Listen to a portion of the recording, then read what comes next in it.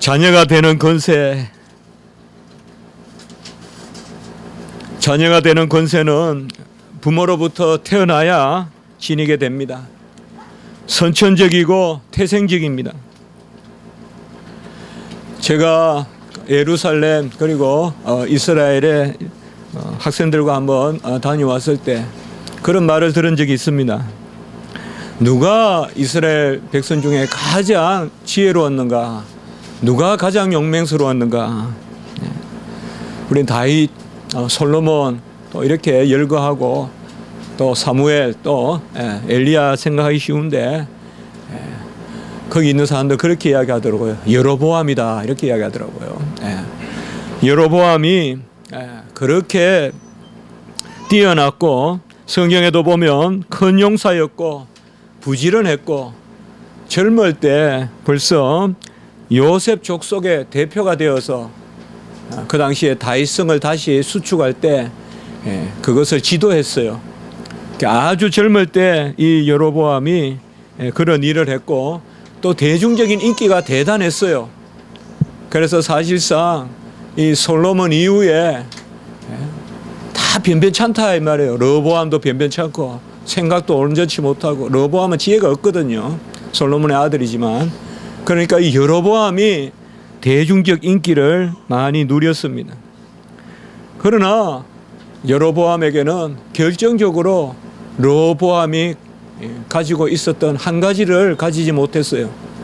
그것은 바로 태생이에요. 르호보암은 솔로몬에게 낳고 유다 지파 다윗의 후손으로 낳지만은 이 여로보암은 에브라임 지파예요. 에브라임 지파 곧 요셉 족속에서 난 그러한 사람입니다. 느밧의 아들로 낳고 그의 아버지는 솔로몬의 신하였어요. 아무리 용맹이 출중하고 지혜가 월등해도 자녀가 되는 권세는 부모로부터 태어나야 됩니다. 부모로부터 태어나지 않으면 이 자녀가 되는 권세는 도무지 얻을 수가 없습니다. 하나님의 자녀가 되는 권세, 오늘 12절에 보면 하나님의 자녀가 되는 권세, 이것은 13절에 오늘 말미에 보면 오직 하나님께로부터 난 자들이니라. 오직 하나님께로부터 나야 하나님의 자녀가 되는 권세를 누리게 되는 것입니다. 우리가 인생에 태어나면 알겠는데 어떻게 하나님으로부터 태어납니까? 자녀가 되는 권세는 정말 대단한 것입니다. 아버지가 왕이면 그 자녀는 자연히 왕자가 되고 공주가 되는 것이고 아버지의 것이 다 내 것이 되고 가족의 유산과 가족의 비법이 모두 자녀에게 전수됩니다. 저는 주변에 아주 잘 사는 사람은 어릴 때 못 봤고 시골이라 한약방이 있었는데 3대 한약방인데 부러운 것은 걔는 맨날 다니면서 인삼을 먹고 다녀요. 주머니에 넣고. 그리고 우리한테는 계피 줘요. 계피 있거든요. 싼 거. 그거 먹어보라면서 계피는 나눠주고 그건 이제 나무 껍데기예요. 근데 걔는 인삼을 조금 먹고 다녀요. 아주 건강했어요. 공부도 잘했고 그렇다고 나중에 잘 된 건 아닌데 아버지가 한의 사니까 애가 그렇게 그냥 자연스럽게 그냥 먹고 다니더라. 무엇보다 부모는 자녀의 소리를 들어주고 필요를 채워줍니다. 자식이 스스로 필요한 것을 아는 것보다 우리 부모는 더 잘 압니다. 아버지가 왕이면 아들은 아버지의 호를 받게 되어 있고 아버지의 채색 옷을 입게 되고 아버지가 판 우물은 아들의 우물이 되고 아버지의 땅은 자녀의 것이 됩니다. 아버지 것이 다 내 것이니까 아버지 건 그렇게 탐낼 필요가 없어요. 네. 지혜로운 자녀는 아버지의 것을 불리는 데 애쓰는 것이죠. 네. 세상의 자녀도 그 아버지가 왕이면 또 우리 근처에 사는 얼마나 재벌들이 많습니까? 이병철 가문 다 근처에 살지 않습니까? 예. 그 자녀들이 물론 뛰어난 점도 있겠지만은 뛰어나다면 서너 명 중에 한 명만 회장해야 될 텐데 예. 다 뛰어나다고 볼 수는 없잖아요. 현대 가문이든 삼성 가문이든 전부 회장하고 있잖아요. 그건 뛰어나서 됐다고 보다는 자녀니까 그냥 자연히 예. 이렇게 저렇게 맞는데 예. 큰 일들을 이렇게 회장을 시키고 하는 것이죠. 하나님의 자녀가 되는 권세다. 오늘은 인생의 자녀가 되는 권세를 논하지 않고 12절에 보면 하나님의 자녀가 되는 권세를 우리에게 주셨다. 세상의 아버지 것이 다 자녀의 것이라면 하나님의 자녀의 권세는 하나님 것이 다 그 자녀의 권세일 텐데 하나님의 권세를 헤아릴 수 없다면 그 자녀의 권세도 우리가 헤아릴 수 없다라고 생각할 수밖에 없습니다. 하나님은 전능하시고 전지하시고 만물을 지으시고 운행을 주장하시고 그다가 하나님은 긍휼히 여기시고 자비가 많으시고 사랑이 풍부하신 하나님이십니다. 그 하나님을 아버지로 둔 하나님의 자녀의 권세는 세상에 무엇으로 과연 비길 수 있을까요? 표현할 수도 없고 헤아릴 수도 없고 청량할 수도 없는 것이 하나님의 자녀의 권세인 것입니다. 어떻게 우리가 하나님의 자녀가 되느냐? 인생의 자녀가 되는 것도 안 됩니다. 아무리 비벼도 아무리 문질러도 피부색을 바꿀 수 없듯이 어떻게 해도 우리가 인생의 자녀는 될 수가 없습니다. 그럼 하나님의 자녀는 우리가 어떻게 될 수 있느냐? 오늘 성경은 그것을 우리에게 분명히 말씀해 주고 있습니다. 영원하신 말씀이 이 땅에 생명의 빛으로 왔고 그 빛을 12절에 영접하고 그 이름을 믿기만 하면 하나님의 자녀가 된다는 것입니다.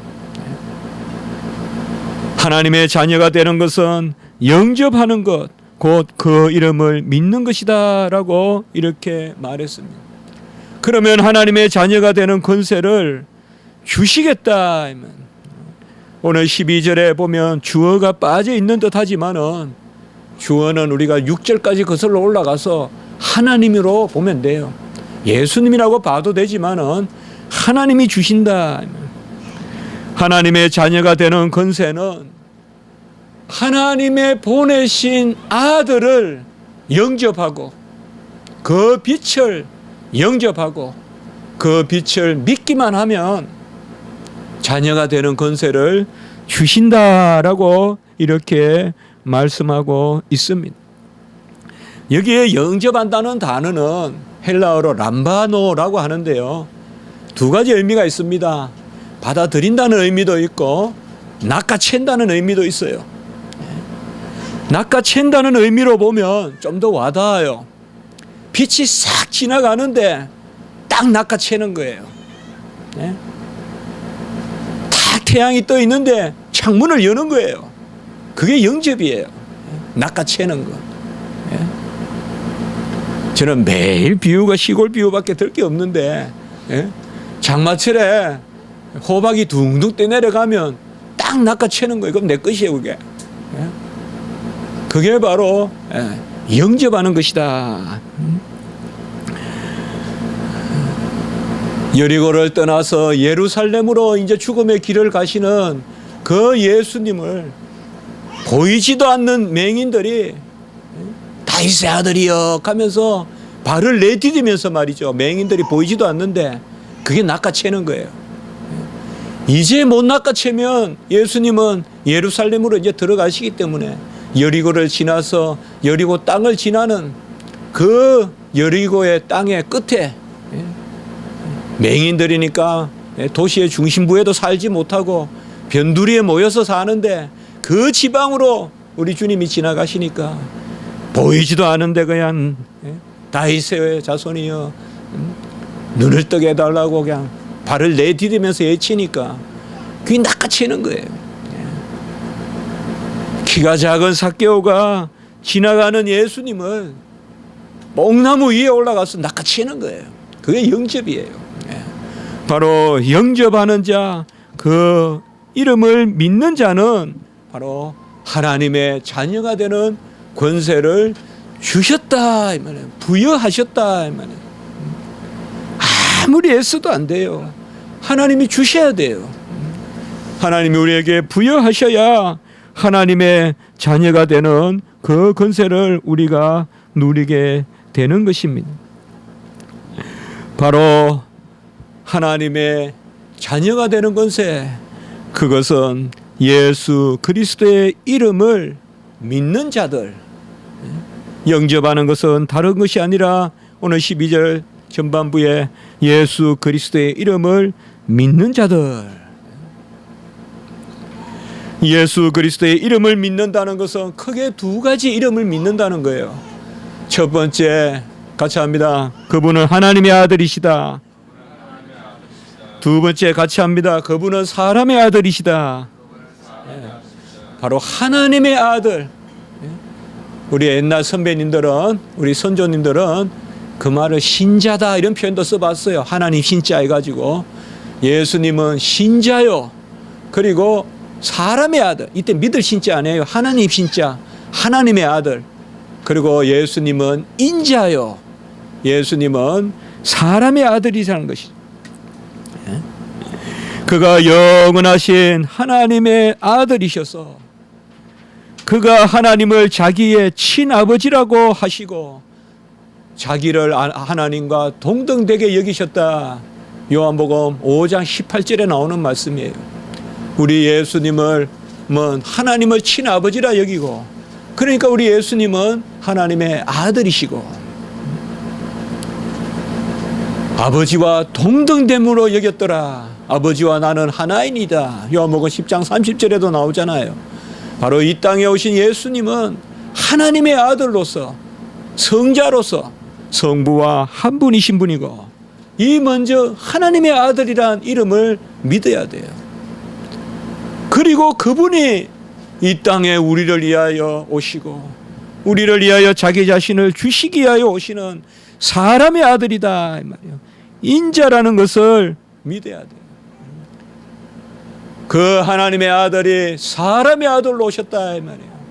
나사렛에서 잉태되시고 베들레헴에서 출생하시고 나사렛에서 다시 자라시고 이제 때가 참에 우리를 위하여 고난당하시고 머리 둘 곳이 없을 정도로 고난당하시고 인자가 하늘로부터 내려오셔서 인자가 우리의 대속물로 자기 자신을 주심이라. 그분이 바로 사람의 아들이라는 것입니다. 우리가 어떻게 영접합니까? 우리가 어떻게 믿습니까? 성경은 우리에게 아무 공로를 요구하지 않습니다. 믿음도 우리의 공로가 아닙니다. 13절에 보면 혈통으로나 육정으로나 사람의 뜻으로 나지 아니하였다고 했어요. 혈통은 우리 과거를 이야기하는 것이에요. 아까 말씀을 드렸죠. 인생의 부모는 어찌 할 수가 없어요. 아무리 내가 뛰어나서 명문가에 편입하려고 해도 될 수가 없어요. 태어나야 돼요. 그러나 하나님 나라는 혈통으로 되는 게 아니에요. 하나님께로 나는 것은 혈통으로 되는 것이 아니에요. 아무리 20대 30대가 믿어도 부모의 믿음으로 자녀가 믿게 되는 것은 아니에요. 혈통으로 난 것도 아니요, 육정으로 난 것도 아니요. 육정이라는 말은 바로 원어에 보면 육체의 뜻이에요. 곧 우리의 정욕으로 난 것도 아니요. 하나님의 아들이 되어서 내가 무슨 이익을 보겠거니 하고 목적을 삼아 가지고 하나님을 믿으면 무슨 큰 뭐 인생에서 무슨 치부를 하고 명예를 얻듯이 그것도 아니에요. 그리고 사람의 뜻으로 난 것도 아니다. 육정은 좀 나쁜 뜻으로 쓴 거고, 사람의 뜻은 아무리 우리가 하나님을 믿어서 우리가 하나님의 자녀가 되어서 내가 한번 좋은 일을 해보겠다는 뜻을 가지고 있어도 그것으로도 또 안 돼요. 내가 도덕적으로 선하고 참 성경에 예수 또 하나님 성경 읽어보니까 아주 뛰어나고, 야, 이 나의 멘토다, 롤 모델이다, 그 마음으로 접근해도 안 돼요. 혈통으로도 안 되고, 우리의 정서적 감정적 어떤 정욕으로도 안 되고, 또 어떤 우리의 대의 명분으로도 안 돼요. 고상한 이상으로도 안 돼요. 무슨 하나님을 알아서 내가 인생의 어떤 관을 정립해 보겠다거나 그러한 동기부여로도 안 돼요.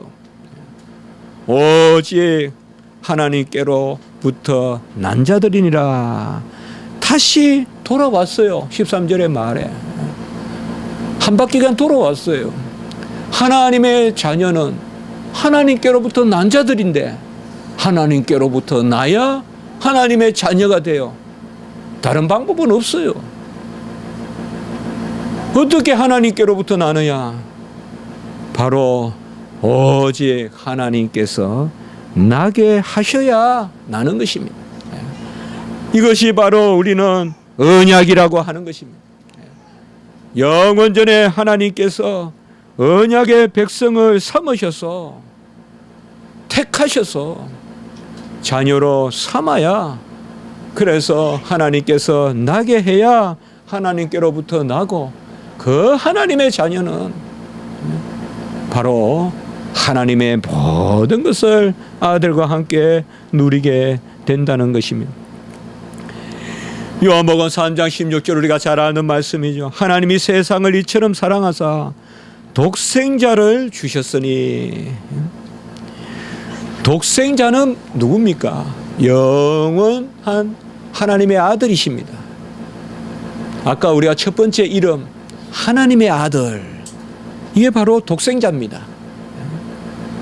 그 독생자를 주셨으니, 주셨다는 말은 이 땅에 오신 예수님을 뜻합니다. 사람의 아들. 그래서 요한복음 3장 16절에 독생자는 영원하신 하나님의 아들, 그걸 먼저 믿어야 돼요. 우리가 그분을 주셨으니, 영원하신 하나님의 아들을 우리에게 어떻게 주셨느냐? 사람의 아들로 주셨다 이 말이에요. 이 두 이름을 믿어야 된다 이 말이에요.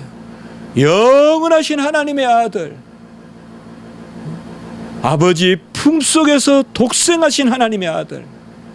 18절에 보시면 이게 바로 아버지와 아들이 하나라는 걸 표현하는 거예요. 아버지의 품속에 깊이 독생하셨다. 독생이란 말은 홀로 나셨다 이 말이에요. 이것은 육체적 나심이 아닙니다. 바로 성부와 성자의 관계를 뜻하는데, 영원전에 계시는 그 하나님의 아들, 그 독생자를 주셨다 이 말이에요. 어떻게? 사람의 아들로 주셨다. 그래서 요한복음 3장 16절에 하나님이 세상을 이처럼 사랑하사 독생자를 주셨으니 이를 믿는 자마다. 우리 어떻게 믿게 되느냐? 독생자를 주심을 믿어야 된다 이 말이에요. 독생자는 하나님의 아들이요, 그 아들을 주심이 사람의 아들로 주셨다 이 말이에요. 하나님의 아들은 죽으실 수 없어요.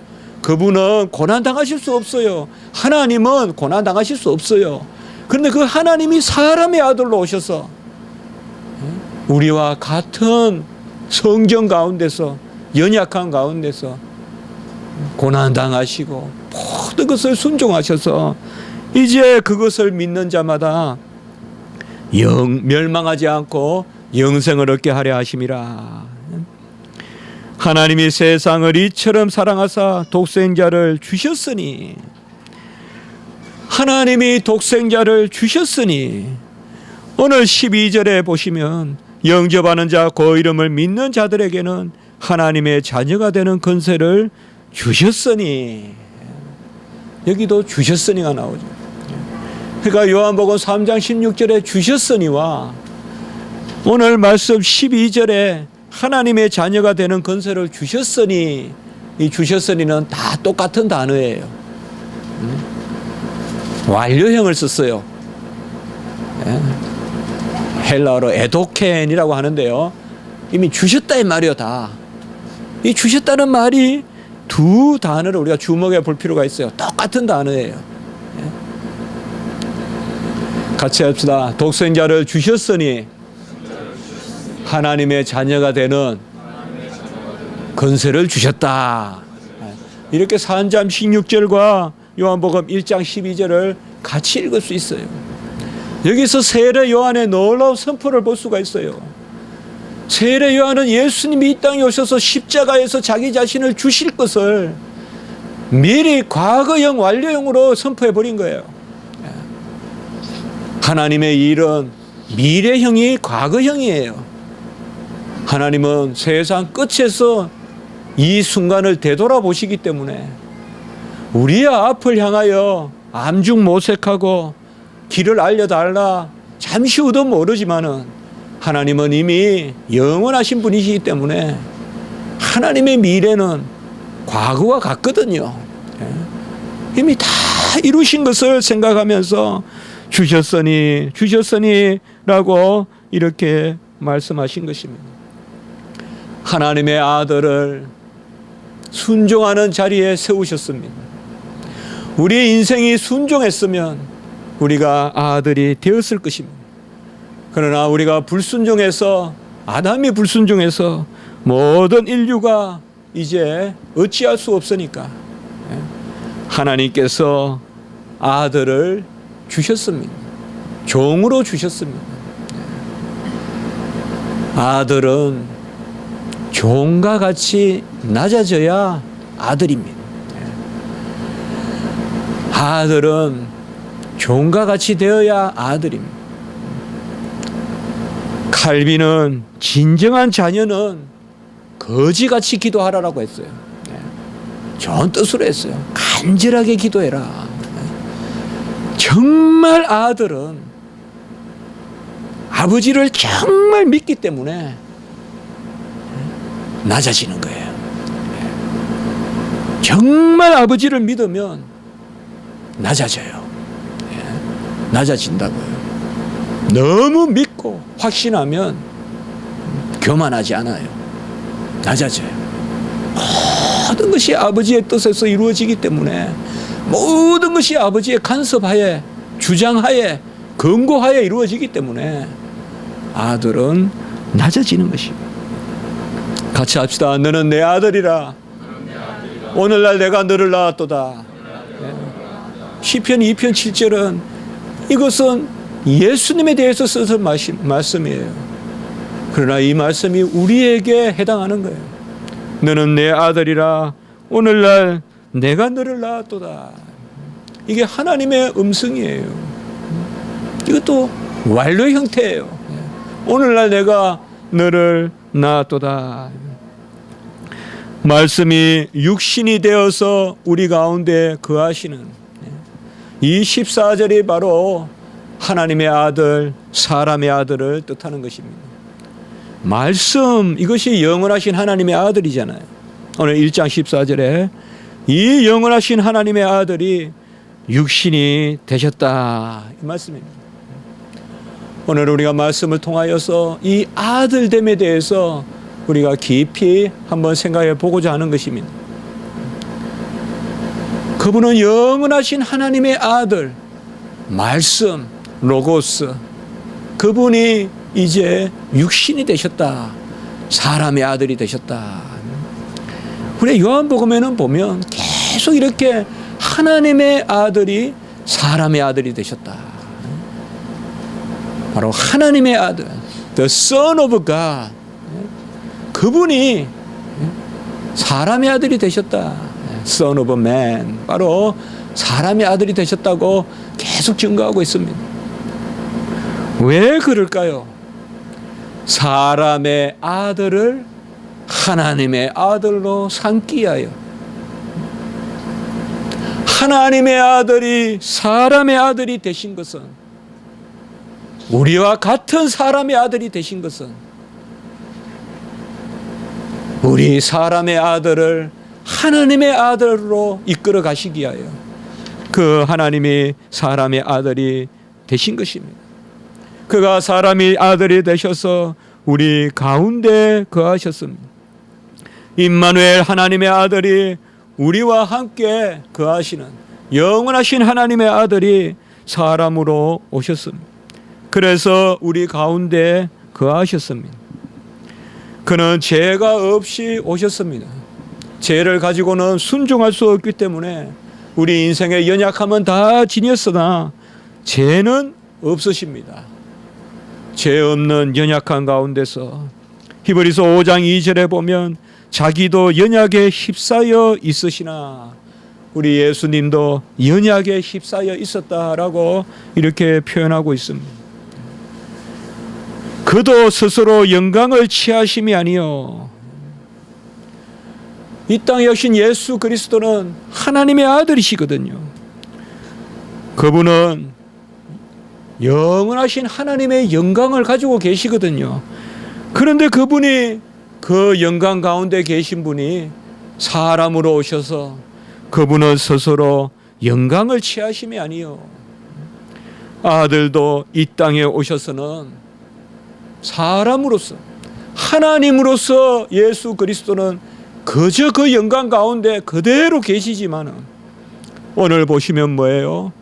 그 아들의 영광을 보니 14절에 아버지의 독생자의 영광이요.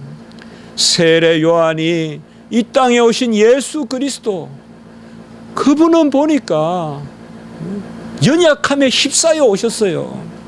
그분은 보니까 히브리서 5장 7절에 보면 심한 통곡과 눈물로 간구와 소원을 올렸고, 우리 예수님도 통곡과 눈물로 기도하고 하나님 앞에 호소했어요. 바로 뭐예요? 사람으로서는 흠모할 만한 것이 없어요. 영광 가운데 거하시지 않으셨어요. 영광을 받으시러 오신 거예요. 그런데 그 사람이신 예수를 보니까 그분은 하나님으로서 독생자의 영광을 지니셨더라, 이 말입니다. 동일하신 우리 예수님이 참 하나님이시고 참 사람이신데, 그분은 하나님으로서는 아버지의 독생자의 영광이요, 이 말은 삼위일체 하나님의 영광을 그대로 가지고 계신, 그러나 이 땅에 오신 사람으로는 그 영광을 스스로 취하심이 아니요, 연약한 가운데서 우리 주님도 통곡하시고 배우신 순종으로 온전하게 되셨은저 고난을 당하시고 순종을 배우시고, 바로 이 땅에 오셔서 우리 예수님이 아버지의 영광을 받으시는 자리에 서셨다, 이 말이에요. 스스로 영광이신 하나님의 아들이 그 영광을 두고도 우리의 자리에서 아버지의 영광을 받는 그러한 자리로 내려오셨다는 것입니다. 그분도 고난을 통하여서 순종함을 배웠다라고 말씀하십니다. 예수님은 완전한 영광의 주십니다. 이 땅에 오신 예수님은 똑같은 영광의 주십니다. 그런데 그분이 왜 영광을 구하시고 영광을 아버지께 받으시고 그 영광을 얻기 위하여 고난당하시고 그 영광의 자리로 나아가기 위하여 간구하시고 통곡하셨습니까? 그분은 완전하신 분이에요. 전에도 우리가 나누었죠. 영광은 완전함이에요. 다른 표현으로 쓸 수가 없어요. 아무리 생각해도 영광을 표현할 단어가 없어요. 우리는 영광이다 이러면 빛을 생각하고 그렇게 하지만은 그것은 본질을 말하는 것은 아닙니다. 본질은 완전함입니다. 영광이라면 완전함을 떠올리십시오. 완전하면 영광입니다. 완전하신 분은 하나님밖에 안 계십니다. 성부, 성자, 성령 하나님만 완전하십니다. 그래하여 성부, 성자, 성령 하나님만 영광을 지니십니다.